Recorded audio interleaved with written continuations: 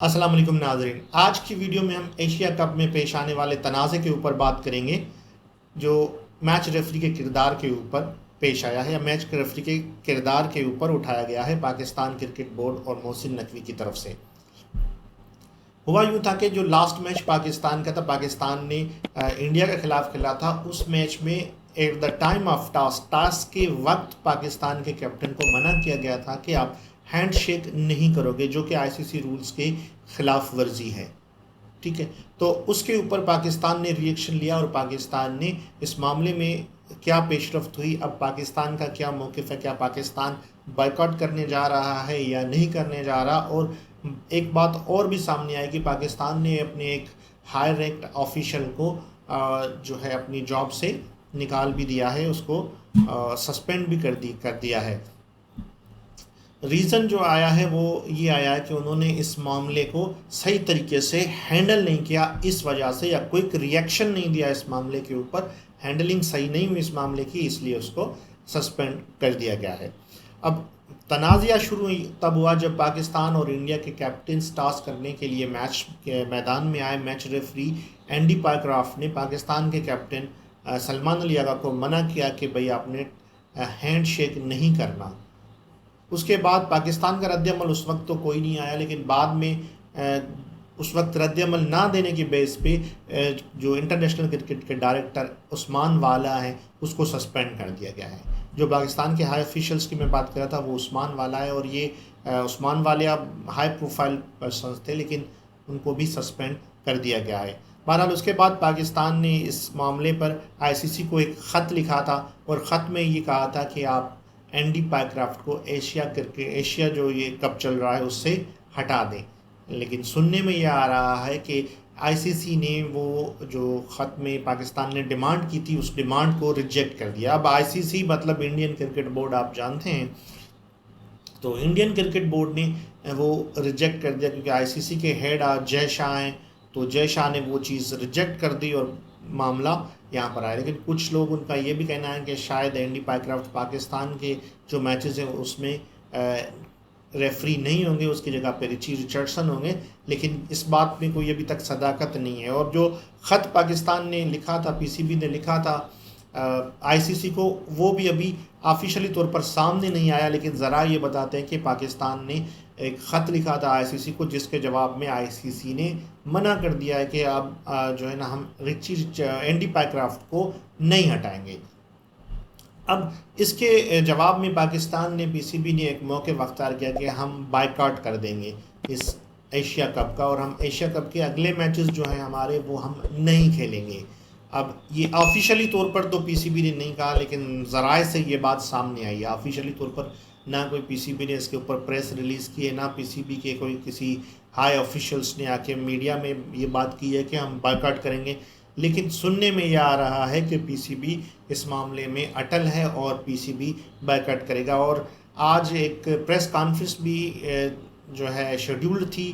Pakistan captain Salman Ali Agha की pre match press conference होती है, कल के मैच के लिए पाकिस्तानी कैप्टन की प्रेस कॉन्फ्रेंस आज शेड्यूल थी, वो भी कैंसिल कर दी गई है। वो भी सलमान अली आगा मैच खेलने के लिए भी नहीं आए, सलमान अली आगा प्रेस कॉन्फ्रेंस करने के लिए भी नहीं आए हो। तो आईसीसी ने भी जवाब दे दिया है। पाकिस्तान अब इस मामले में क्या करेगा, पाकिस्तान क्या वाकई में जो है बायकॉट करेगा या नहीं, ये तो अभी तक कंफर्म नहीं है, लेकिन ज़रा ये कह रहे हैं कि 90% चांसेस हैं, 80 से 90% चांसेस हैं कि पाकिस्तान बायकॉट कर देगा और पाकिस्तान एशिया कप के अगले मैचेस नहीं खेलेगा। अच्छा, अगर पाकिस्तान एशिया कप के अगले मैचेस नहीं खेलता तो इसका सीधा सीधा नुकसान पाकिस्तान को ही होगा, ये कि पाकिस्तान एशिया कप से बाहर हो जाएगा। सिर्फ अगर एक मैच जो है वो भी अगर उसका पाकिस्तान बायकॉट करता है तब भी पाकिस्तान एशिया कप से बाहर हो जाएगा।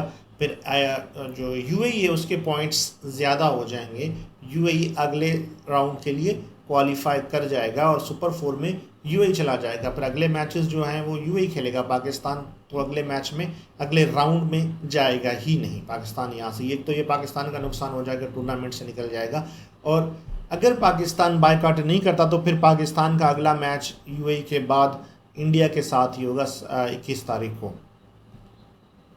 क्योंकि पाकिस्तान और इंडिया इसी पूल से ए पूल से आगे क्वालिफाई करेंगे, तो आपस में फिर इन्होंने खेलना है। और आपस में अगर फिर खेलेंगे तो फिर क्या हैंडशेक होगा नहीं होगा, हैंडशेक का मामला कैसे हैंडल होगा, ये अभी तक कोई कंफर्म नहीं है। लेकिन ये एक हैंडशेक का वाक़या इससे पहले एक बार पहले भी आ चुका है, जब एंजेलो मैथ्यूज़ को टाइम आउट करार दिया गया था, एंजेलो मैथ्यूज़ को।